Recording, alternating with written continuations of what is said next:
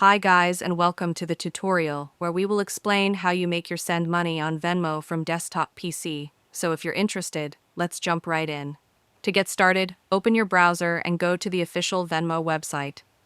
Once you're there, click on the login button at the top right. You can log in using your email, phone number, or username, along with your password.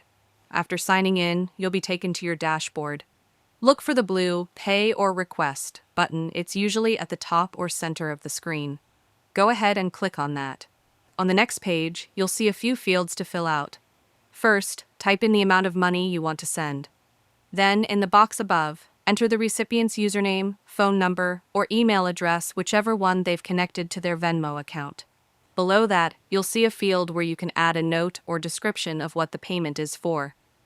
This part is optional, but it's always a good idea to include something simple like rent or dinner, so both of you remember what it was for. You'll also notice the privacy setting right below your note. It might say public, friends, or private. Just click on that blue text to choose who can see this transaction on your Venmo feed.